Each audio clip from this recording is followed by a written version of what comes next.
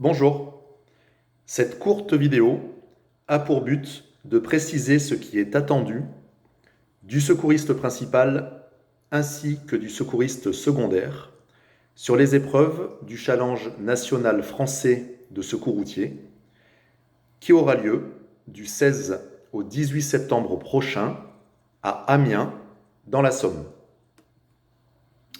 Premier point, chaque équipe doit venir avec ses propres colliers cervicaux, ainsi que ses propres masques haute concentration en oxygène, dont les ballons réserves auront été au préalable découpés afin de ne pas entraîner d'hypercapnie chez les plastrons. En effet, la bouteille d'oxygène fournie par l'organisation est factice. Cependant, le masque doit être correctement et en permanence positionné sur le visage de la victime. La tubulure doit être reliée à la bouteille et le débit doit être ajusté selon les recommandations françaises en vigueur. Deuxième point, les plastrons auront reçu des consignes simples et claires de la part des évaluateurs et pourront donc répondre à vos questions.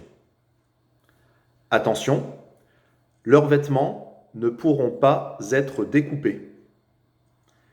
Le secouriste principal doit réaliser tous les gestes nécessaires et dire à haute et intelligible voix ce qu'il fait pour obtenir en retour les éléments demandés, tels que les paramètres vitaux.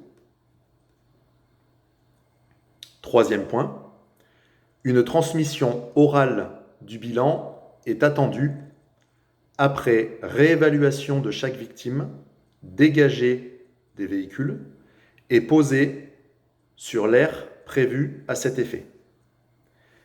Mais si le coup de sifflet signifiant la fin de l'épreuve a retenti, vous ne serez plus autorisé à réaliser cette transmission orale à l'évaluateur.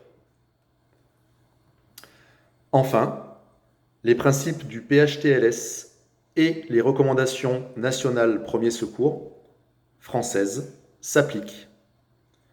Ainsi, si les conditions le nécessitent, la stabilisation manuelle de la tête de la victime, avant restriction et immobilisation, est attendue.